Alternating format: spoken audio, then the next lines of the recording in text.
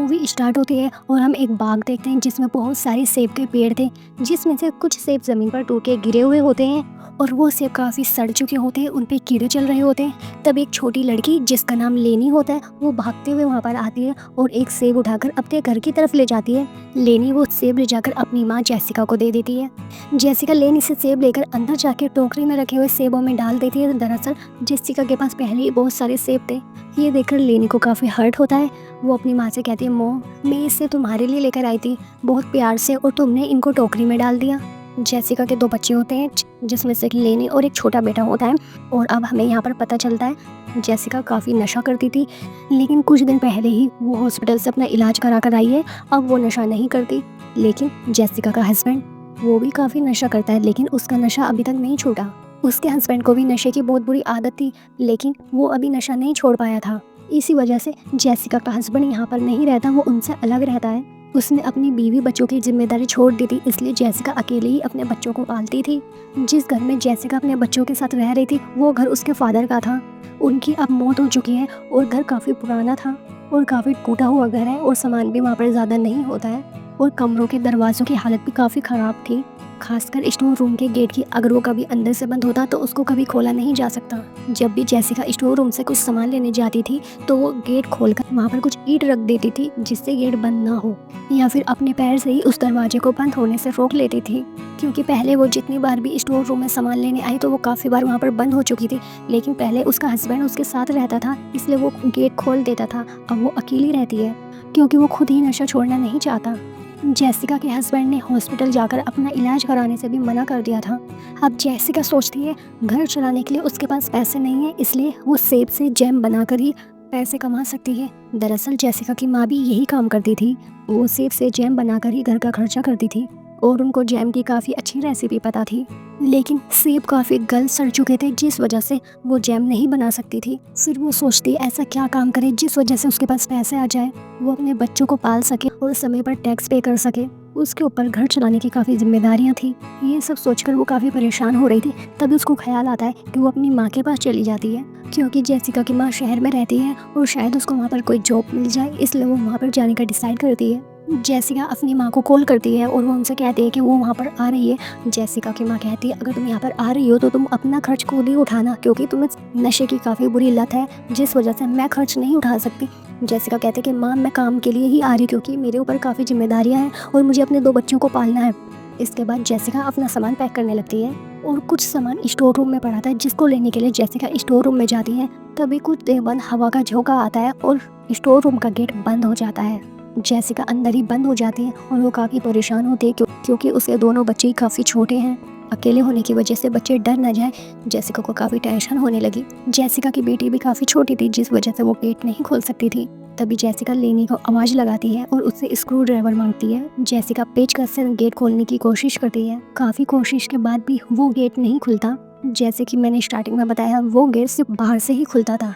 तभी अचानक वहाँ पर उसका हस्बैंड आ जाता है और वो बाहर से गेट खोल देता है। उसका हस्बैंड हंसते हुए बोलता है, जेसिका मुझे कोई हैरानी नहीं होती कि तुम स्टोर रूम में बंद हो गई, क्योंकि अब तो ये तुम्हारा रोज का ही काम हो गया वहाँ पर बंद होने का। पता नहीं ये क्या तुम जानबूझकर करते हो, क्या तुम छोटी बच्ची हो, ऐसी गलती तुम कैसे कर सकती हो डेली। फिर जेसिका कहती है कि तुम्हारा यहाँ पर आना मना है क्योंकि तुम काफ़ी नशा करते हो और तुमने मेरी हेल्प करी उसके लिए शुक्रिया।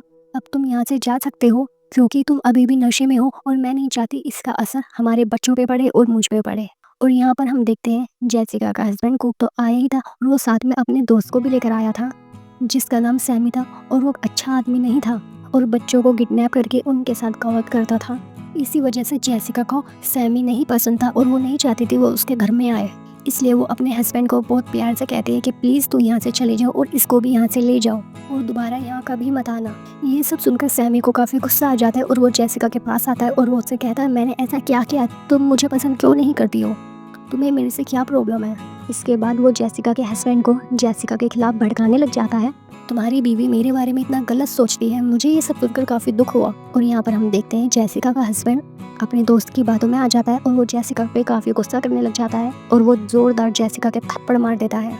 लेकिन उसका गुस्सा उस बात पर था क्योंकि जेसिका ने नशा छोड़ दिया था और वो उससे बेहतर बन चुकी थी। फिर जेसिका कहती है कि तुम कुछ भी कर लो मेरे साथ, कितना भी मुझे मार लो, लेकिन मैं तब भी यही कहूँगी कि तुम्हारा दोस्त सैमी यहाँ पर नहीं आएगा।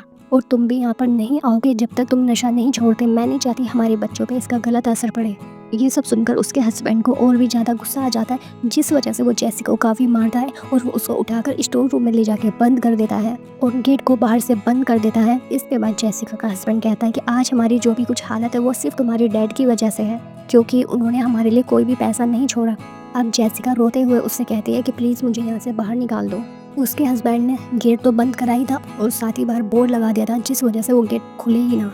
और यहाँ पर जेसिका के माइंड में आता है कि वो पुलिस को कॉल करके बुला सकती है, लेकिन फिर जेसिका देखती है कि जब उसका हस्बैंड उसको अंदर बंद करने आ रहा था तो उसका फ़ोन बाहर ही गिर गया था। और इसके बाद हम देखते हैं बाहर उसका हस्बैंड जेसिका के पर्स से सारे पैसे निकाल लेता है। वो पैसे जेसिका ने यहाँ से जाने के लिए जोड़े हुए थे, जिसको उसका हस्बैंड ले गया था। अब जेसिका ये सोचकर भी यहाँ पे काफ़ी उदास होती है कि अगर वो यहाँ से बाहर निकल भी गई तो वो अपनी माँ के पास नहीं जा पाएगी, क्योंकि जो पैसे उसने कलेक्ट किए थे वो उसका हस्बैंड ले गया। गेट पे लगी हुई कील जेसिका के हाथ में लग जाती है, जिस वजह से उसके हाथ से काफ़ी खून बहने लगता है और दर्द की वजह से वो काफ़ी रोने लगी। लेकिन इस सब के बावजूद जेसिका को अपने बच्चों की चिंता हो रही थी। फिर वो लेनी से कहती है भाई को लेकर रूम में चली जाओ और गेट अंदर से बंद कर लेना।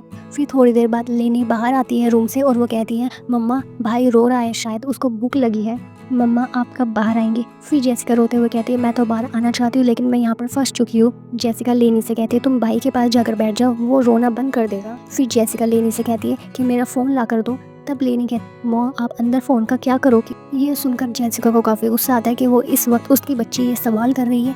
इसके बाद जेसिका अपना गुस्सा कंट्रोल करके बोलती है कि बेटा मुझे एक कॉल करनी है, इसलिए मेरा फ़ोन ला कर दो। फिर लेनी अपनी माँ को मोबाइल लाकर दे देती है। गेट के नीचे थोड़ा सा स्पेस था, जिस वजह से वो फ़ोन अपनी माँ को दे देती है। फिर जेसिका हेल्पलाइन पर कॉल करती है मदद के लिए, लेकिन यहाँ पर सिग्नल नहीं थे, इसलिए कॉल नहीं लग पाती। और अब जेसिका काफ़ी परेशान हो जाती है, क्योंकि उसका घर ऐसी जगह पर था जहाँ पे आसपास और किसी का घर नहीं था, जिस वजह से वो किसी से हेल्प भी नहीं मांग सकती थी। अब इसके बाद काफ़ी वक्त गुजर जाता है और जेसिका को याद आता है कि उसको अपने बेटे का डायपर बदलना था। तब जेसिका लेनी को समझाती है कि इस तरह वो अपने भाई का डायपर चेंज करेगी। इसके बाद लेनी ऊपर जाकर अपने भाई का डायपर चेंज करती है। अब रात काफ़ी हो जाती है, जिस वजह से लेनी को काफ़ी डर लगने लगता है। फिर वो अपनी माँ के पास आकर गेट के पास आकर ही वहाँ पर लेट जाती है और जेसिका उसको समझाती है मेरी बेटी मैं यहाँ से बाहर आ जाऊँगी, तुम डरना मत। थोड़ी देर बाद लेनी सो जाती है। फिर जेसिका सोचती है क्यों ना मैं गेट को ही तोड़ दूँ। फिर वो कुछ ऐसी चीज़ ढूंढने लगती है जिस वजह से गेट टूट जाए, लेकिन वहाँ पर उसको कुछ भी नहीं मिलता। अब सुबह हो जाती है। फिर लेनी कहती है कि मम्मा मुझे भूख लगी है और भाई को भी। फिर जेसिका उसको स्टोर में पड़ा हुआ जैम देती है, जिसको लेनी खाकर अपना पेट भरती है और जेसिका भी जैम खाकर ही अपना गुजारा करती है। फिर जेसिका वेट करती है और वो सोचती है कि वो आज यहाँ से निकल जाएगी, उसके हस्बैंड का गुस्सा शांत हो चुका होगा और वो यहाँ पर आके उसको बाहर निकाल देगा। लेकिन उसका हस्बैंड आज भी वहाँ पर नहीं आता। इसके बाद जेसिका वहाँ से बाहर निकलने का प्लान बनाती है, कैसे भी करके उसको वहाँ से निकलना था। फिर कुछ ही देर में जेसिका का छोटा बेटा रोने लग जाता है, जिस वजह से जेसिका लेनी से कहती है कि जाओ जाकर अपने भाई को चुप कराओ और जब वो सो जाए तो तुम यहाँ पर वापस आ जाना। अब लेनी अपने भाई को चुप कराने चली जाती है। इसके बाद जेसिका लेनी से कहती है कि कुछ ऐसा लेकर आओ जिससे मैं इस गेट को या फर्श को तोड़कर बाहर आ सकूं। लेकिन लेनी काफ़ी छोटी थी, जिस वजह से उसको कोई ऐसी चीज़ नहीं मिलती, इसलिए जो भी उसको सही लगता वो चीज़ लाकर अपनी माँ को देने लग जाती है। वो कभी खिलौना लेकर आती है, कभी चम्मच लेकर आती है, कभी कांटा लेकर आती है। ये सब देखकर जेसिका को काफ़ी गुस्सा आता और वो सारी चीज़ों को गेट पर फेंकने लगती है। जेसिका लेनी से कहती है ये सब तुम क्या ला कर दे रही हो, इनसे गेट नहीं टूटेगा। जेसिका के गुस्सा करने पर लेनी काफ़ी रोने लग जाती है। फिर जेसिका को एहसास होता है अपनी गलती का, इसलिए वो लेनी से कहती है अच्छा सॉरी मेरी जान, मैंने कुछ ज़्यादा ही गुस्सा कर दिया, प्लीज़ मुझे माफ़ कर दो, शांत हो जाओ। इसके बाद जेसिका खुद भी काफ़ी रोने लग जाती है, क्योंकि अपनी लाइफ में जेसिका ने काफ़ी गलतियाँ की थी, जिस वजह से उसको आज अपनी सभी गलतियों का पछतावा हो रहा था। सबसे बड़ी गलती अपने हस्बैंड से शादी करने की। और कुछ ही देर में स्टोर रूम में उसके पास थोड़ा बहुत नशे का सामान था, जिसको वो लेने का सोचने लगती है, लेकिन उसने हिम्मत करके खुद पे कंट्रोल रखा। लेनी उसकी कोई भी हेल्प नहीं कर पा रही थी। कुछ ही देर में जेसिका पेचकस से फर्श को तोड़ने लग जाती है और उसके बाद हम देखते हैं वहाँ पर सैमी आता है। तभी लेनी वहाँ पर आती है और अपनी माँ को बताती है कि सैमी आया है। ये सुनकर जेसिका काफ़ी डर जाती है। तभी जेसिका लेनी से कहती जल्दी से रूम में चली जाओ और गेट को अच्छे से बंद कर लेना और गेट मत खोलना।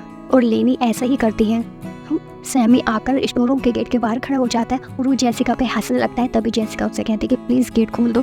तब सैमी कहता है कि नहीं, मैं किसी के फैमिली मैटर में दखल नहीं दूंगा, मैं गेट नहीं खोलूंगा। ये सुनकर जेसिका समझ जाती है ये यहाँ पर नेक इरादे से नहीं आया है। जेसिका उसको अपने बच्चों से दूर रहने का कहती है और वो उसको वहाँ से जाने का कहती है।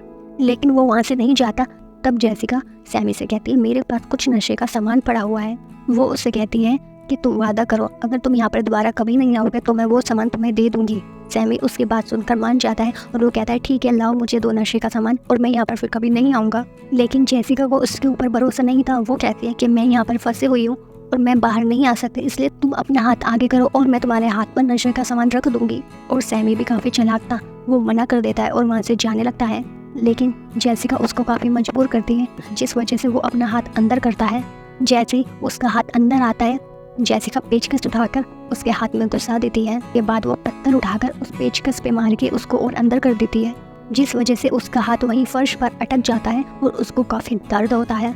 उसके बाद सैमी, क्योंकि वो काफ़ी नशा करता था, इस वजह से वो वहाँ पर अजीबोगरीब बातें करने लग जाता है।